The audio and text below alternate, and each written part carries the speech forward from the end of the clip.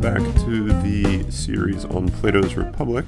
We are going to be picking back up with where we left off last time, which is Book 1. We'll be finishing up Book 1. And if you recall, we were talking about rule, what makes for a good ruler, and kind of the competing views or the competing alternatives, options in Book 1 about who is to rule, who makes for a good ruler. We had the option of the many, the multitude, the plurality, and we had the option of the wealthy, the elderly, right? The you might call it in the eyes of the world, the wise, even though it might turn out that the wise isn't just equivalent with elderly with experience, because as we'll see, it's still a type of subjectivity, a type of having been ruled by another. And so what we're going to do is we're going to slowly transition into the question of what makes a ruler. That is, what makes, just as, put it this way, to talk about a baseball player, you need to know what a baseball player does, what they're supposed to be doing. To talk about a gardener, what makes for a good gardener, you should know, or you need to know, what gardeners are supposed to be doing. What are they for? What's the purpose of a gardener? And it might turn out, as we'll see, that a gardener is good, not necessarily because, or maybe even not even related to the question of whether or not they make money or whether or not they have a good business. A gardener, the evaluation of a gardener is based on the plants, right, that they tend to, and a gardener is good if they thrive at making their plants thrive, right? If they're good at tending to their plants, then they're a good gardener, regardless of whether there's any personal gain because of that, regardless of whether or not they get any extrinsic value out of that activity of gardening. It is sufficient for them to be a good gardener if the things that they're tending to, or you could put it in terms of ruling, the things that they rule, if they can make those things good. In this case, it's plants, right? You could think of the gardener as the one who rules over the plants, the one who tends to or takes care of the plants. They're good if the things that they rule are good, if they can make those things good.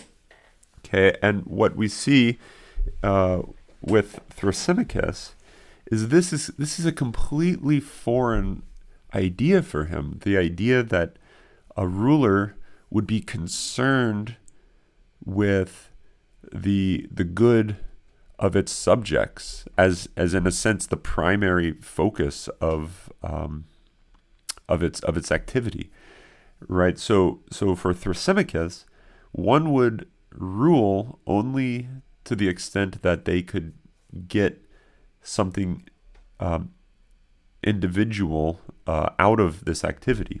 So that would be like the primary aim. So the example he uses is with being a shepherd, and the shepherd tending to the sheep. And there's a passage in here. Let's see if we can find this. Okay. So this is on pages 20 and 21. If you have the Reeve translation, otherwise it's in the Stephanus number, the margin number 343, A5, somewhere around there, and going on, you get this discussion of the shepherd. I believe that's where it's introduced, and I'll just read some of this because I think it's very fruitful to reflect on, because it makes this point that's eventually going to carry over into the context of justice, which is going to then carry over into this question that we've been asking. What's the value of morality? What's the value of ethics? What's the value of justice as such? But it's good to see some analogies to help us to answer that question. And so here's an analogy of the relation of the shepherd to the sheep. Okay, so here Thrasymachus asks, "Tell me, Socrates, do you still have a wet nurse?"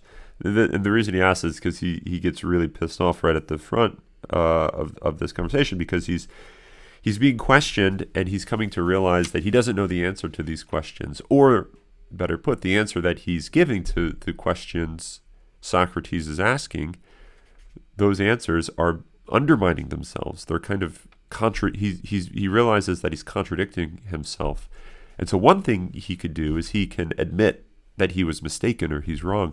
The other thing he can do is he can say the whole endeavor to question is stupid, right? So when someone feels that they're getting backed into a corner, one thing they can do is they can just completely change topics and say, you're an idiot for thinking that this matters so much, for questioning me, and you tried to just blame the individual for asking the question as a way of kind of getting out of the situation.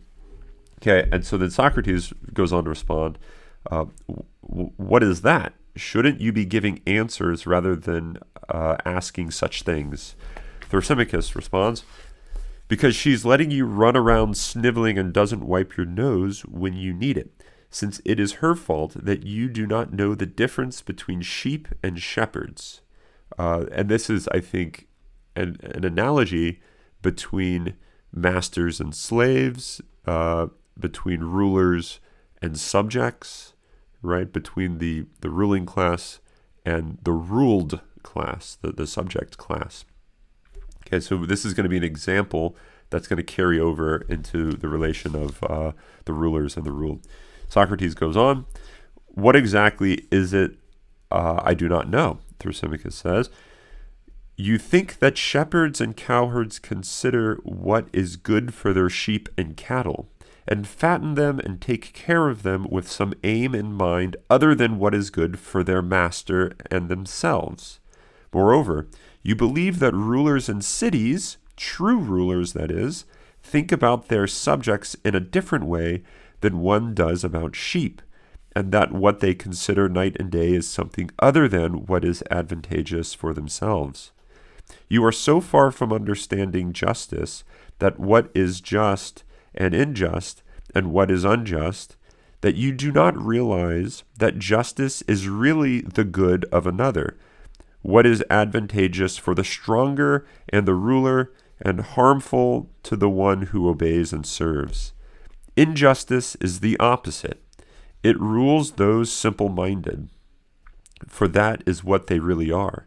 Just people, and the ones it rules do what is advantageous for the other who is stronger, and they make the one they serve happy, but they do not make themselves the least bit happy. He goes on, you must consider it as follows, Socrates, or you will be the most naive of all. And then this is where I think it gets pretty telling. A just man must always get less than does an unjust one. First, in their contracts with one another, when a just man is partner to an unjust, you will never find, when the partnership ends, that the just one gets more than the unjust, but less. Okay, so one of the things to keep in mind, it looks like what's going on is that justice is what the subjects are supposed to do. The subjects are supposed to be just. The subjects, the ruled, the sheep, they're the ones that are supposed to do what someone else says, right? And so the purpose of sheep is to serve the shepherd. The purpose of plants is to serve the gardener, right? So what you get is the purpose of citizens, the purpose of society, is to serve the betterment of the ruler. And so what justice is on this view that Thrasymachus is espousing is justice is what the weak, the lowly, the simple-minded, as he calls them, it's what they're supposed to do. Namely, they're supposed to serve the higher, the high-minded, the powerful, the rulers. Okay, and what eventually this develops into at the bottom of page 21 or around 344a5 or so, what you get is Thrasymachus identifying this type of rule as tyranny, right? So this is to say, to be just is to be a subject of a tyrant, obeying the tyrant, right? So to do what's advantageous for the stronger is justice.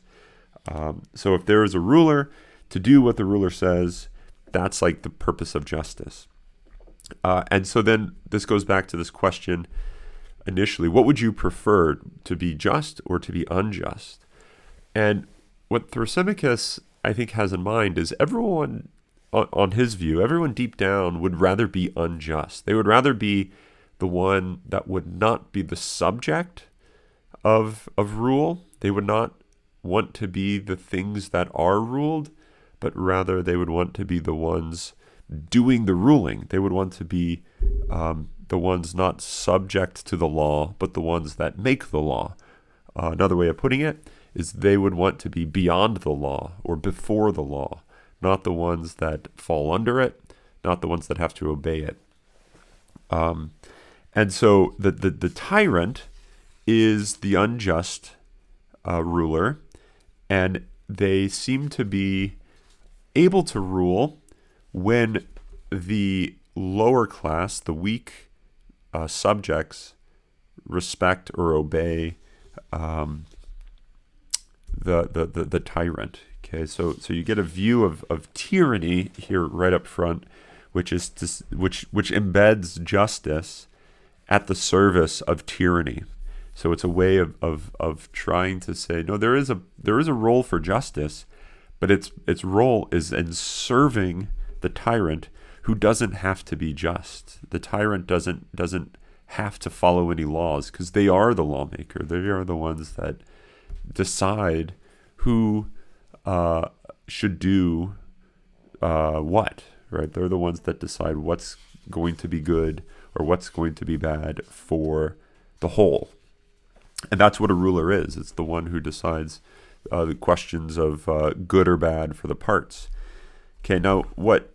we won't go into all the details, but the way that this conversation develops is Socrates eventually goes on to make this point about the necessity of wisdom, knowledge in ruling, right? You can't be a ruler if you don't have knowledge, because you might be making various laws, you might be making various policies that turn out to be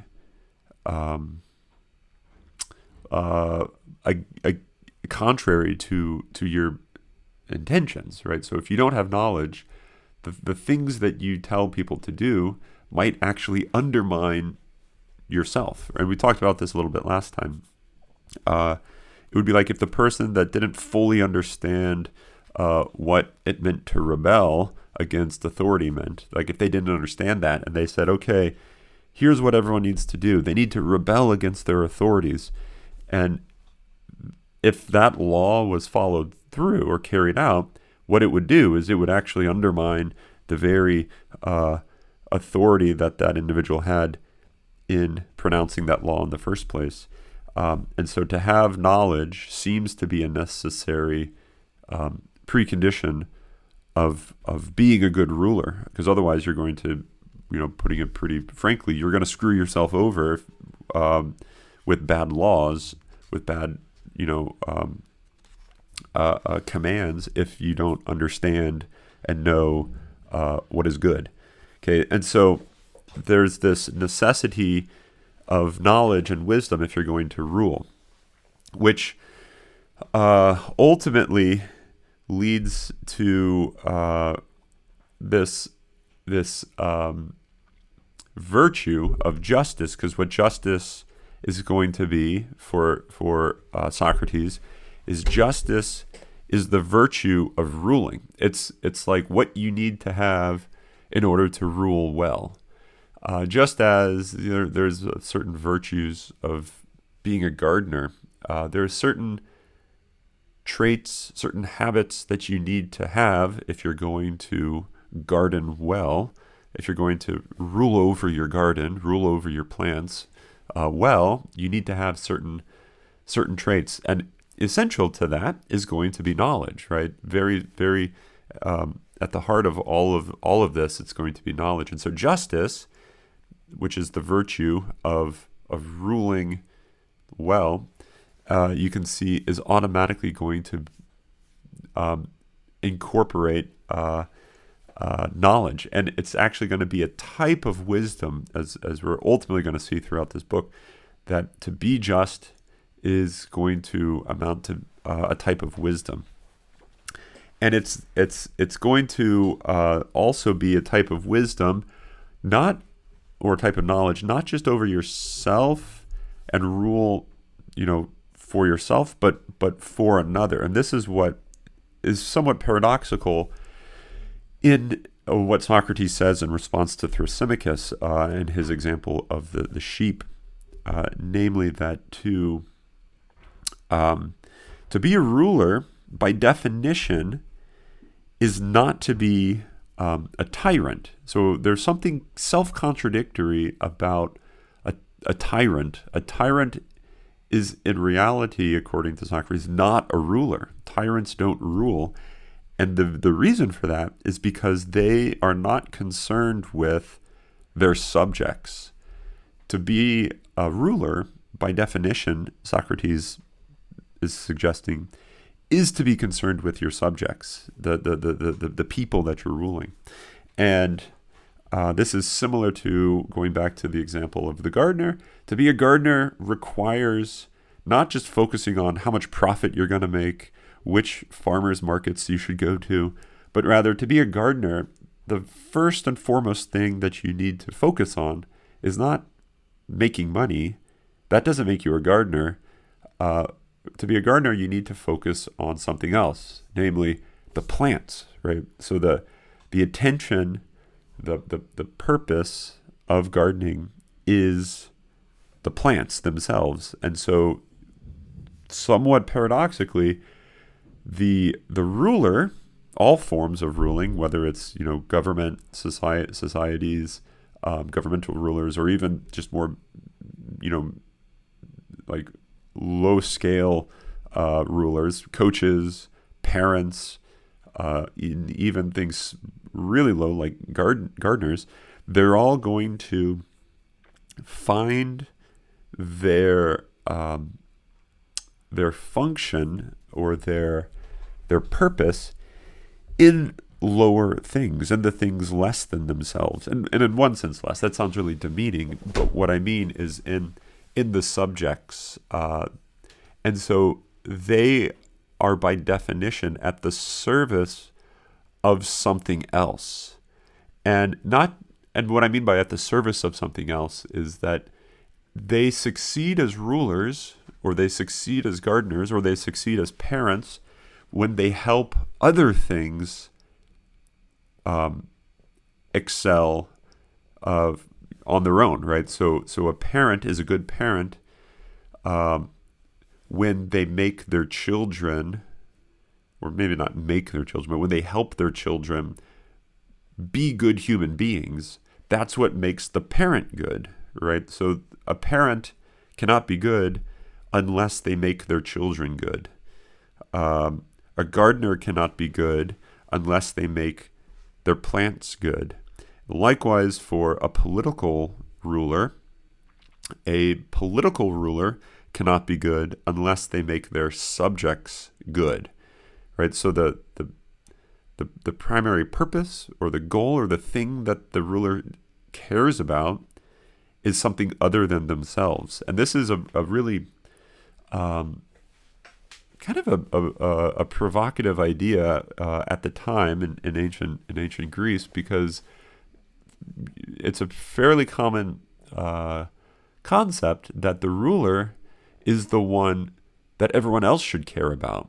The ruler isn't a type of servant, but what you get here, very surprisingly, is that the ruler rules by serving others, and that's what makes them excel. This is going to be an image, as we'll see throughout the Republic, an image of what it means to be good in the first place. And this is why the Republic and Plato's thought in general, but especially the Republic and the concept of the good, the form of the good. We'll get to this in great detail down the road. But the form of the good, or what it means to be good, is very central to the early Christian understanding of God, because what you get is this: to be good is to share your life with another, and this is at the heart of the Trinitarian understanding of God. It's at the heart of what it means to exist. It's to exist for another. So to be good is always, to use the technical phrase, self-diffusive. It always pours itself out into another, and so that its glory, its excellence, is always going to be found in making another good, or to make another excel and to share in a higher life than it otherwise would have been. And so this is why I think also throughout the scriptures you get all these references to the Father is greater than I, but then you also have this, the Father and I are one, and we share everything in common. Everything I have is from the Father. But so I think what you see is that to be a ruler, whether it's a father or whether it's a gardener, is to pour your life into another, and to make that other excel. And therefore, it's going back to what I was just saying. It's contradictory to even talk about a tyrant as a ruler. They're rather a shadow ruler, or they're merely like an false image of a ruler, because they don't really understand what it means to rule in the first place. And so the whole concept of rule, the whole concept of justice, even the whole concept of injustice is completely confused, completely mixed up for them. Okay, and so I think that's the one of the more fascinating aspects of this latter part of Book 1 is that you get the idea of justice as the virtue of ruling, and implicit in that is that it's always at the service of another. And so when you think about what's the value of justice, like what do I get out of being just? What do I get out of being moral? You're automatically, I think, missing the point of justice, because you're automatically missing the point of what it means to rule, or what it means to ultimately to be good. Even more broadly, what it means to be godlike. If you think of God as like the divine ruler, if you think of the forms or the gods or a higher power, or however you want to think of it, as this divine providential thing, which you could refer to as the giving providence, giving order to existence. How does that happen? Does that come from the top down, and it kind of these commands that say, okay, all these things are going to do X, Y, and Z at the service of me? I think that's automatically a wrong way of thinking of it, because that would be to think of it through the eyes of tyranny, or through the eyes of a tyrant, to say that God is like a divine tyrant that's making everything serve him, rather the other way of conceiving of things, which I think ultimately is Plato's idea, is that to rule is not to order things so that they're at the service of you, but rather to order things so that you're at the service of them being good, that the fact that they can come to thrive through this order. And so it's a really paradoxical thing that what it is to be a ruler is ultimately to be a servant in a type of way. Right. But also the paradox continues, because what it is to be a subject obviously is to be a subject. It's to be subjected to another. But it's also to be a type of ruler. So to be a ruler is to be a subject in a certain sense, and to be a subject, on the other hand, is to also be a type of ruler. Let's just use an example, and then we'll move on to another part of Book 1. But go to the example of the parents and the children, which is a type of relationship that's analogous to ruler and subjects, right? Where you have the parent, which seems to be the ruler over the children. And the question is how do parents, and this is the question that all parents ask. I ask this question almost every day with my wife, figuring out how do we raise our children. It's a very difficult, important question that parents ask. And it's a very puzzling question. It's unclear what parents should do, because all parents who give a little thought to this realize that what's at stake is they don't want to rule their they don't want to rule their children, like tyrants. They don't want to see their children like slaves. Children aren't servants. You don't come up with chores for the sake that now you have free labor.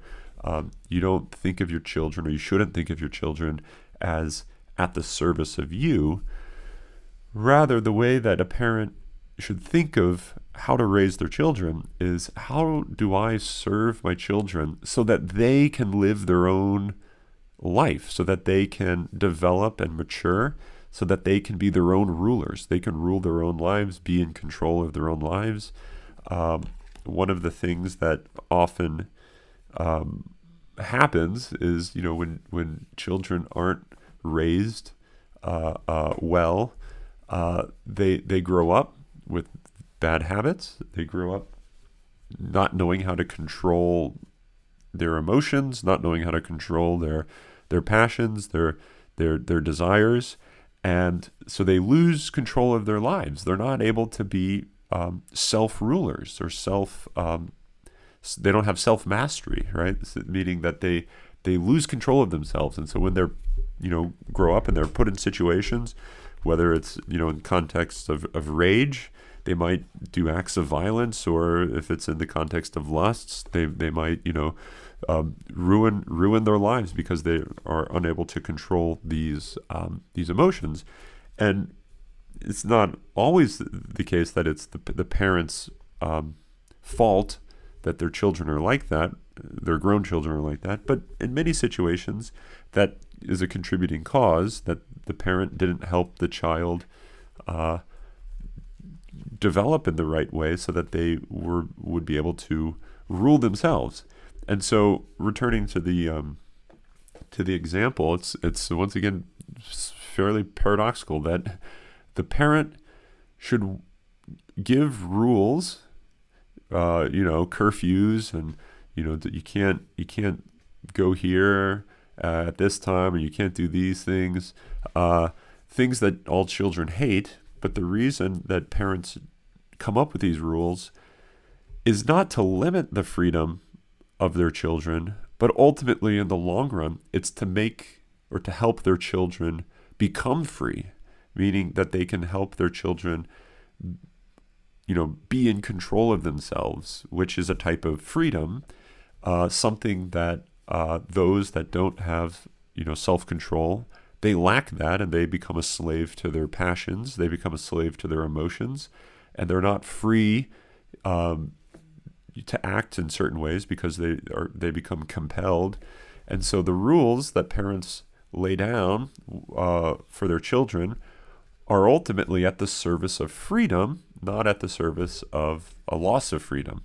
And that's something that's a fine line to walk, but it's something that I think Plato is trying to draw out throughout this first book, especially with the idea of the sheep and the shepherd. It's almost, I mean, it's a really puzzling thing that the sheep don't know what's good for them. Children don't know what's good for them, right? If you ever know anything about 6-year-old boys, they're going to eat as many Airheads and Tootsie Rolls as they can until they throw up. It's not good for them to have free range of their diet.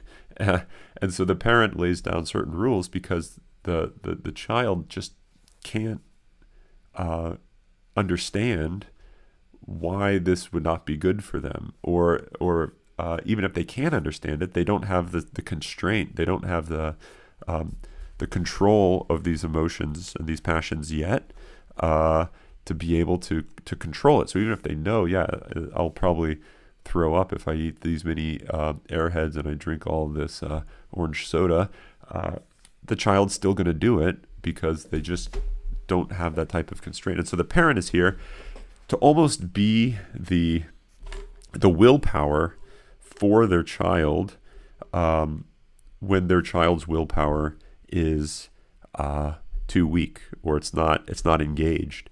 And I think this is also in the background. This is sort of a tangent, but this is also, I think, in the background of what justifies, in a type of epistemic way, the permission of infant baptism. It's almost like the parent and godparent make the decision on behalf of the child, because the child just isn't mature enough to make that decision for themselves.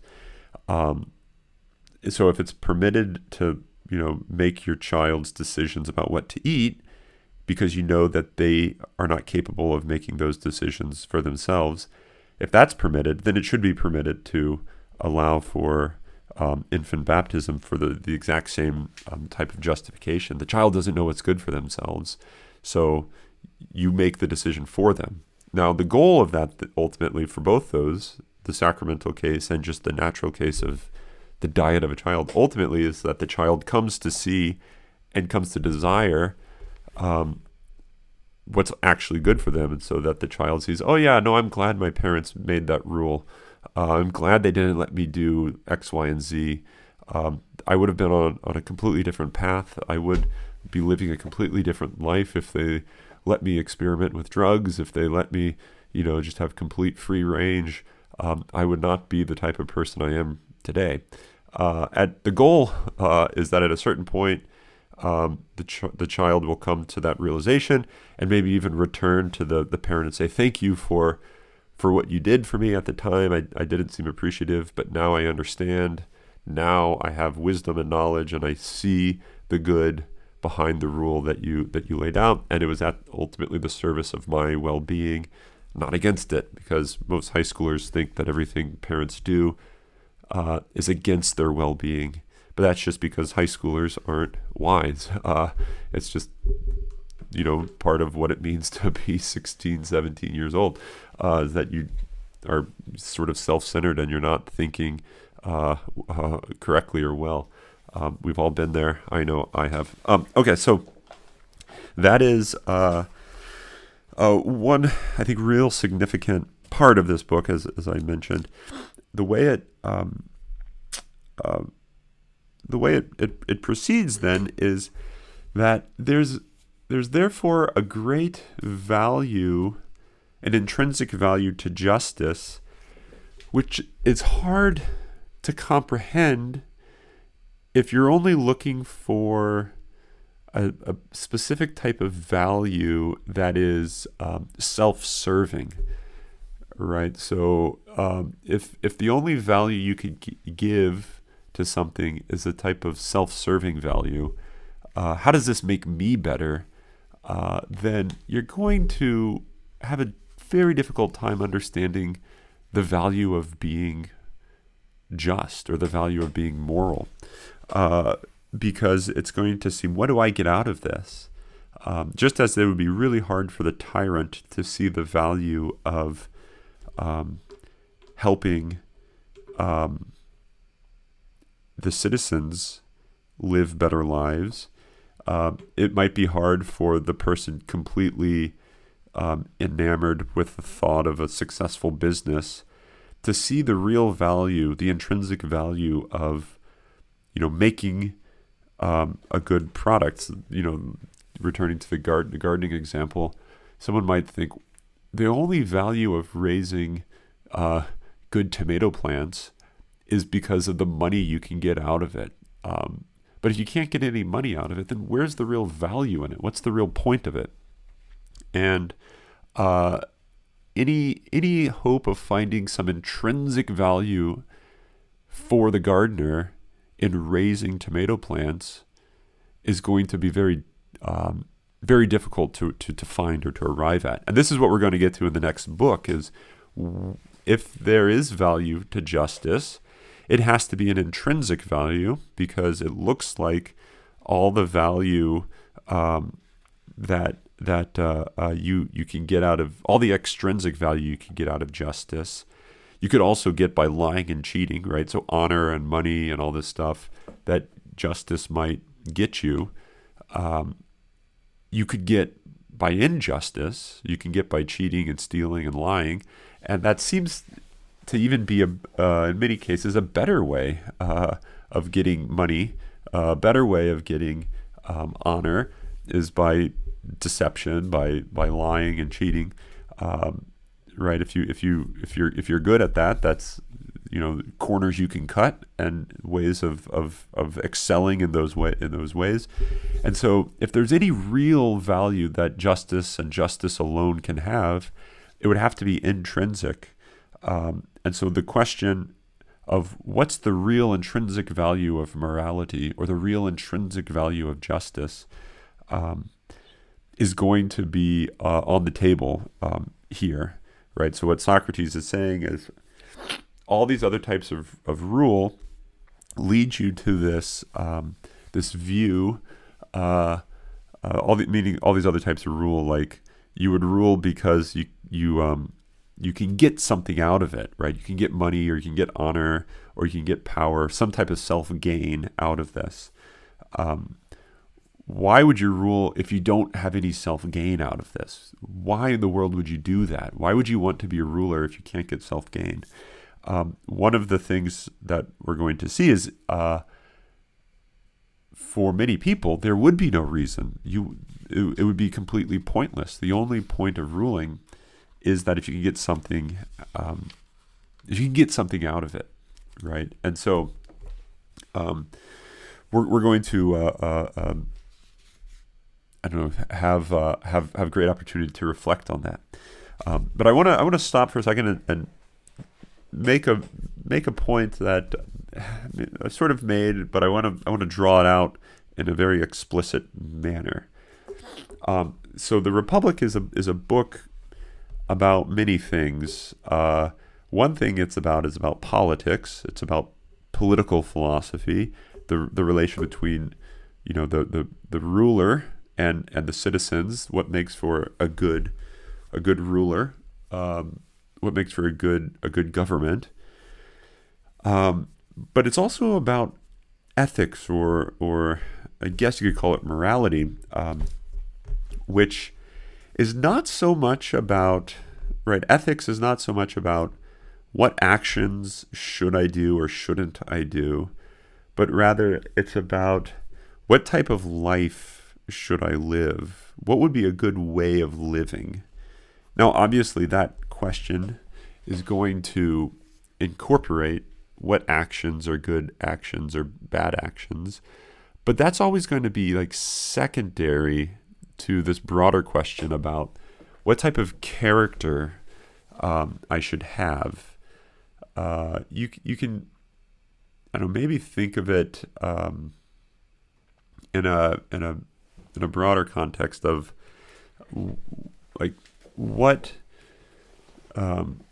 you want to be a good musician.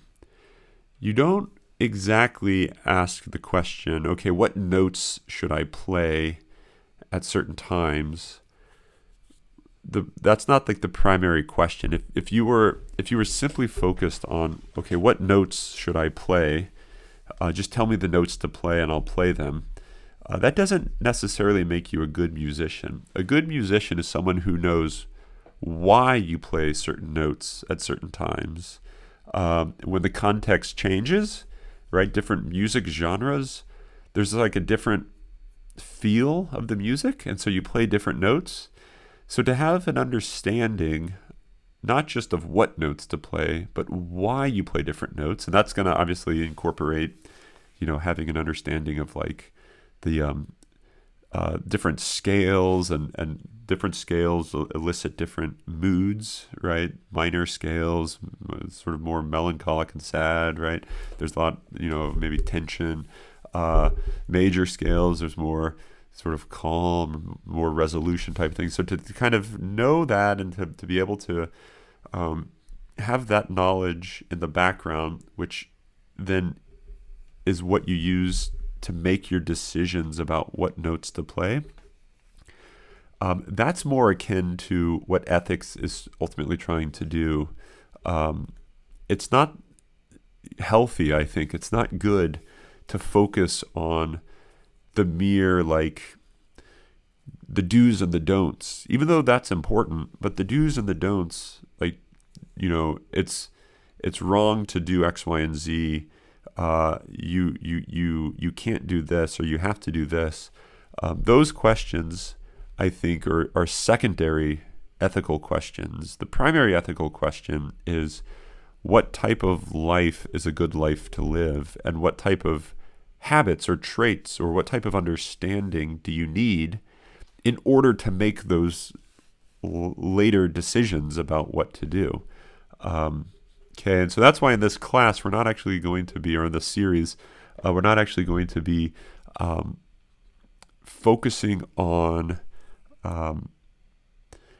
like particular actions. Like I'll use examples, but the focus of the Republic, which I think is the focus of ethics, isn't a list of do's and don'ts. It's rather a reflection on the type of life which is good to live, and the types of lives that are not good to live, and then looking at why that's the case. And once you have that in play, the question of what should I do or what shouldn't I do, it just kind of falls out. It's like a fruit of those first former questions. To use an example, it would be like, if you think Christianity was simply about, okay, what should I do and what shouldn't I do, it would be a very legalistic form of Christianity that would almost like entirely miss the reason for being a Christian in the first place, right? No one's a Christian in the first place because they want to follow a set of rules. No one's moral in the first place because they think it's good to follow a set of rules. Following a set of rules doesn't make anyone happy if that's all you're doing. The reason you follow the rules, or the reason you do certain things and you don't do certain things, is what matters, right? It's the source of why you think these rules or these laws are in place.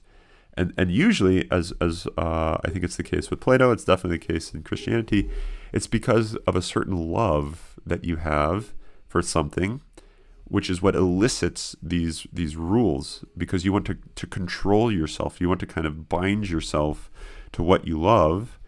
And so you set these rules up in order to bind yourself to what you love with great passion. So if you don't have this love, this great passion for what you love, then the rules are just going to be like dead rules, and it's not going to like mean anything to you. And so it's a sad thing when you find people super concerned about morality, but they're completely at a loss of the love of what lies before morality, which is ultimately the love of something, the love of Christ, or the love of the form of the good for Plato, right? It's that which is what elicits all of these laws, these particular laws. Okay, so that's important to keep in mind. So don't think that what's going to be happening is we're going to be looking at, okay, now we read Plato's Republic, I'm going to be able to answer all these questions about the do's and the don'ts. You can answer those questions, but we're not going to be focusing on that because I, once again, don't think that's the primary heart of what ethics is about. Okay.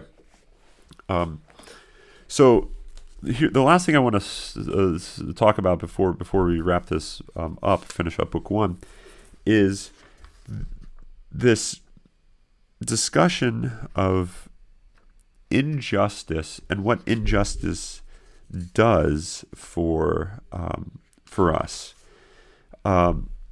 Injustice has internal consequences. Injustice has intrinsic effects. So much so that it like undermines itself. Like injustice even becomes thwarted when it's like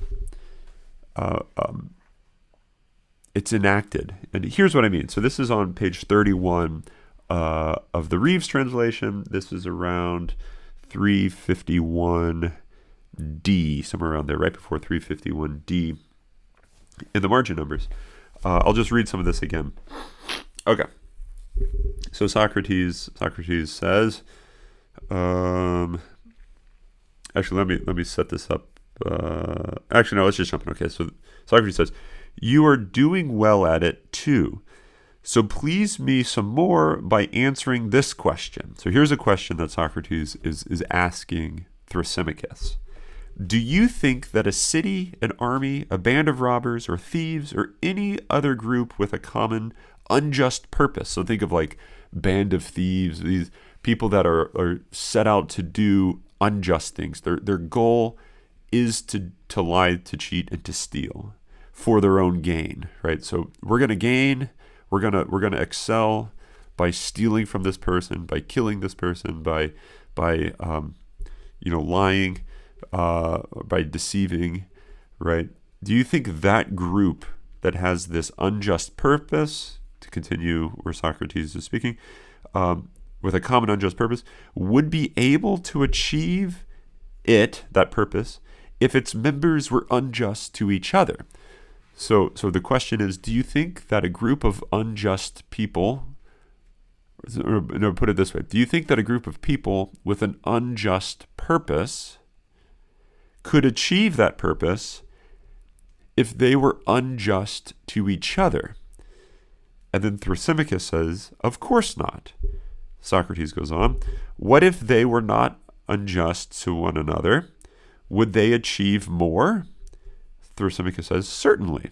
So this is really fascinating. It looks like in order to achieve the purposes of injustice, right, in order to execute your plan to rob a bank, in order to execute your plan to commit a murder with a group of people, in order to execute your plan to lie to this group of people, to deceive them in a certain way, in order for that to be done and to be done well, the group itself cannot be unjust to each other, because otherwise once like the backstabbing happens, that common goal that they have is going to start to fall apart, right? So it's kind of like the classic movie where you have this group of thieves. Usually it's movies about like art thieves or something, or bank robbers where they're robbing banks, but it's the fact that they all kind of get overly greedy, that their greed causes the group to fall apart, and then it causes them to get caught, right? Once they become enemies to themselves, once the group of friends of bank robbers becomes enemies to each other, the whole thing falls apart, and everyone sort of loses, right? And so they can't even execute their unjust plans when they are unjust to each other. So the lesson that Socrates is trying to draw out of this is, it looks like even injustice needs justice in order to be executed, which is paradoxical, but it kind of makes sense, right? You can kind of think about this, that in order to execute an unjust plan with a bunch of people, you have to have some amount of control and restraint among the members of that. And so you can think about this even within the context of an individual, right? Rather than a group of people, think about yourself as a group of like emotions and passions, right? You got all these competing, all these, parts of you, your desire to do one thing, the fear that you have of doing this, the emotions that accompany that, all the memories you might have, and all these things that kind of come together. What you need to have some amount of control over all of those if you're going to, execute some horrendous action. So if you ever read Crime and Punishment, it's a wonderful novel about this axe murderer. It's a novel by Fyodor Dostoevsky. So I highly recommend you reading Crime and Punishment. I've actually had my ethics classes read this book alongside The Republic. But in this novel, there's this axe murderer. I'm not giving away anything, so don't worry, because great books are things that you can never spoil. Even if you know what happens, you still don't spoil it. So there's this axe murderer who's, planning on committing this murder, this axe murder, to make himself an axe murderer, right? And so, but he has to fight against all of these things that are kind of pulling against him, saying, no, don't do that. Today we call this conscience, right? Your conscience is saying, don't do it. Some other things inside you are saying, do it. It's kind of the classic, the two angels on your shoulder, you're feeling split.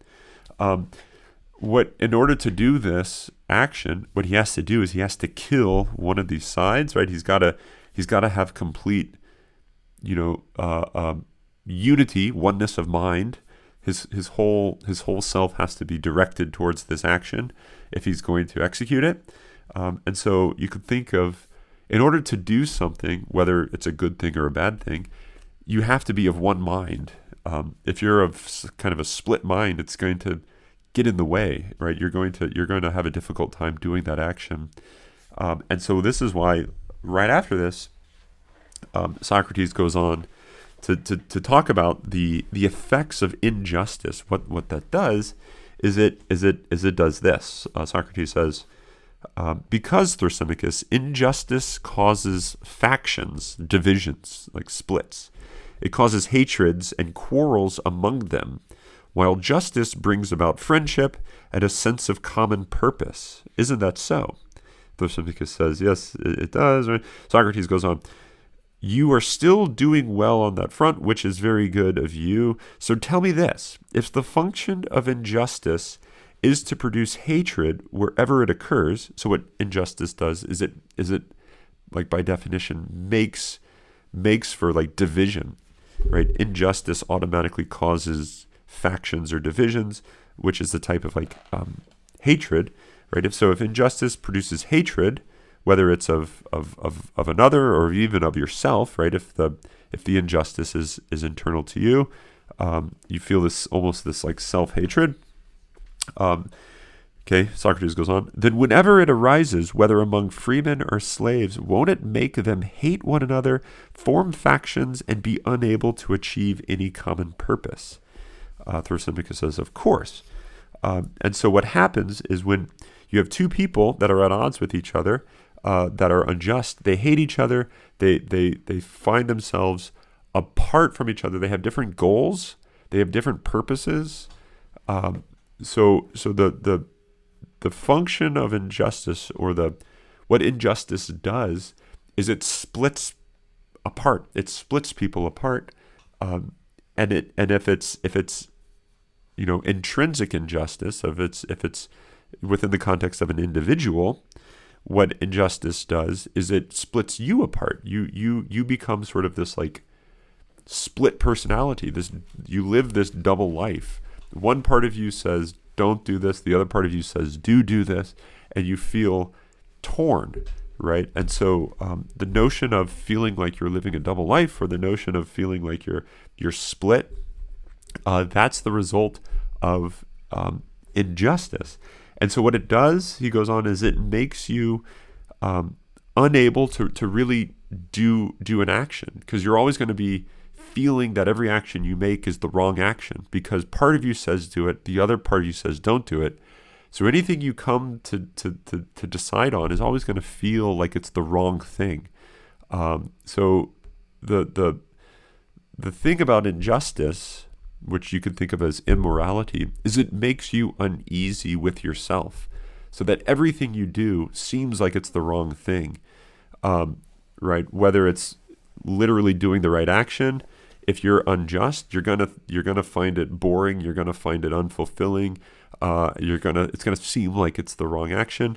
Or if you do, the unjust thing, on the other hand, you're gonna feel like it's the wrong thing to do. You shouldn't have done that. There's gonna be some sort of like self-loathing. And so the idea, I think, what Socrates is proposing is what injustice is it's this thing where it's this state of always feeling like you've done the wrong thing because you're at war with yourself. You're an enemy to yourself, as he goes on to say at the bottom of page 31, 352a.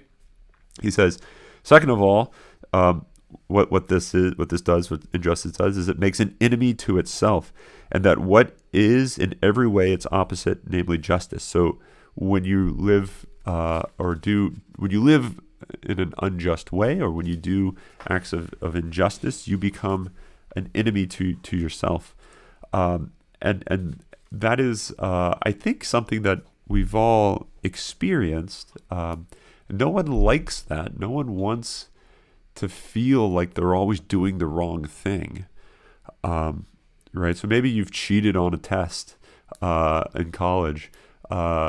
Maybe you got away with it, but you kind of maybe felt guilty about that, or you felt wrong, or you felt like, I don't know, deep down you felt stupid because you knew you didn't know the answers to these questions.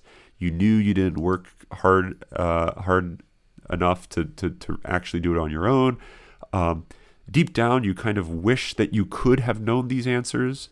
You wish you were the type of person that could study harder. You wish you were the type of person that didn't have to cheat. So even when you get away with things, you still feel like you didn't get away with it because you yourself have caught yourself, right? I mean, it's like, yeah, the teacher didn't catch you, the police didn't catch you, but there was a part of your very soul, this part of your very self, which you might think of as like your conscience. That is not something that you've run away from, or you haven't, at least at that point, because you still feel like someone caught you, something caught you. What was it? It was your own conscience. And so in that situation, you can do one of two things. You can, or actually three things. One, you can just continue to live this tension between, I want to do this, but I can't, and you always feel like you're stuck between doing the right thing and the wrong thing. The other option is to try to be of one mind, try to be of like one single purpose, right? And so that you might think, okay, should I be the type of person that cheats, or should I be the type of person that doesn't cheat? One of you, if you're going to feel at ease with your life, if you're going to feel sort of content, like I've made the right decision, you're going to have to choose one or the other. You can't live both lives, right? You can't live the life of an honest person and a dishonest person. You can't live the life of a just person and an unjust person. You can't be, you can't serve two masters. And so what you can do is you can either kill the part of you that is unjust, or you can kill the part of you that is just. You can kill your passions, or you can kill your reason, which is ultimately, according to Socrates, the part that's kind of like your conscience. It's the part that knows better. The passions, it's the part that just says, no, it doesn't feel better to do it. So, right, so you have these two kind of opposing parts. Anytime your alarm goes off at 5 a.m, you've had this war between reason and passion. Passion says, you're really tired, sleep in. Reason says, no, you got to get up because you got to catch the airplane flight. right? You have these competitions inside of you between what you know is good, but what doesn't feel good. And so what you can do if you don't want to live a torn, split life is you could put one of those parts in conformity with the other. So either make reason try to conform to your passions so that reason becomes a slave to the passions, or you could make it the other way. You could make the passions a servant of, a subject of reason. And so what justice ultimately is, it's the virtue of ruling. So it's about taking subjects and making them at the service of the ruling part. But once again, paradoxically, how that happens is when reason spends its time focusing on, helping the subjects excel. And so the way that this is going to happen in individuals is you have to train your emotions, you have to train your passions if you're going to be of one mind. It doesn't just happen overnight with a snap of your fingers and signing a piece of paper. You don't then automatically become a good person, right? A good person isn't something that you just say you want to be. A good person is someone who's taken their passions, taken their whole self, and ordered it at the service of something, so that there's only one ruler of their life, and not this faction or this split, which is what injustice brings about, and therefore you're kind of torn. And so one way to kind of wrap all this up, one way to think of what Book 1 is doing is it's trying to say justice is a virtue that brings about unity. Justice brings about a type of unity. It makes you of one mind towards what you ought to be one mind about. And what injustice does is it splits you, and it makes you ruled by many different things. And once you're ruled by many different things, there's nothing that kind of orders it all. And so there's going to be a type of fight. There's going to be a type of war going on, whether the war is going on in society, in the state, if you're speaking about this communally or politically, or the war is going to be going on in your soul, if you're speaking about this individually or ethically, right? Everyone knows that they've felt this inner turmoil, this inner friction, this war that they're having with themselves, is sometimes how we describe it.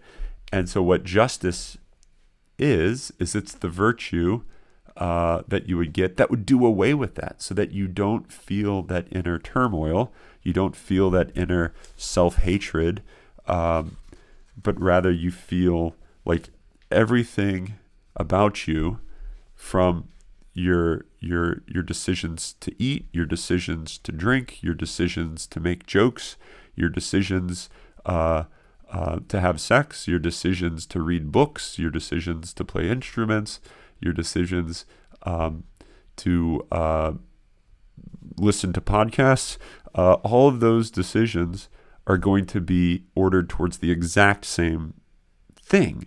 So it's not like, on these issues, this is what rules me, and on these other issues, this other thing is what rules me. No, the just person is the person that has one master, the person that has one ruler, and therefore you feel like you belong. You feel like you have a single purpose, and that's what Plato, at the very end of Book 1, describes as, therefore the just person is a happy person, the person that feels like there's a single purpose. They feel like they belong. They feel like they're at home with themselves, whereas the unjust person always feels like they're not at home with themselves.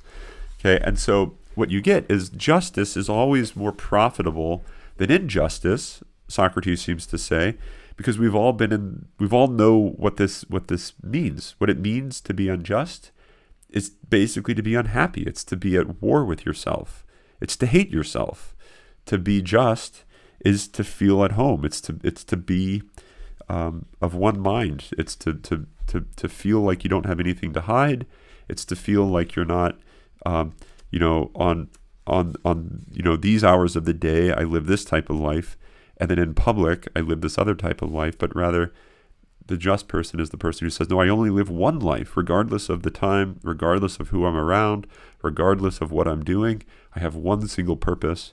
And everyone knows that there's something more fulfilling about that, because it's more peaceful. It's more, it seems to be more desirable than to be at war with oneself. And so that's where book one ends. It's this realization that justice brings that about. That's what the value of justice is. It's to bring about that state of inner harmony, inner peace. And now here's the great problem. Socrates, nowhere in book one, ever really, really said what justice was. He just said what it does, right? He just said, here's what justice does for you. Here's what injustice would do for you. He's never really come to this, okay, so what is it? And how do you get it? How do you become just? And what is justice? And so this is why at the very end, you get this beautiful description, and this we'll end with this. I'll just quote this at the very end. The last thing Socrates says. Thrasymachus says, "Let that be your banquet, Socrates, at the feast of Bendis." Remember, this whole discussion, the whole Republic, was Socrates' attempt to come down from Athens to the Piraeus to attend this feast of the goddess of Bendis. And so Thrasymachus is making this play like, okay, look, you've had your feast now. And what Socrates responds is this. "Given by you, Thrasymachus, after you became gentle with me and ceased to be difficult. Yet I have not had a good banquet." So there's something about what just happened that Socrates is very unsatisfied with. He doesn't like where he ended up here. Even though a lot of wonderful things were said, a lot of things he said are very important, but he's nevertheless unhappy. He doesn't feel fully satisfied. And here's why. "But that is my fault, not yours.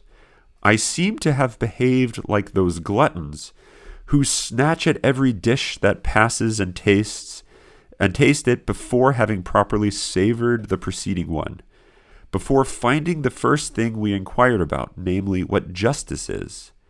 I let that go and turned to investigate whether it is a kind of vice and ignorance or a kind of wisdom and virtue."